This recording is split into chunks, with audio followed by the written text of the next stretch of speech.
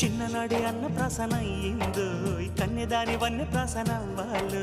అమ్మ చేతి గోరు ముద్ద తిన్నాను అందగాడి గోటి ముద్ర కావాలో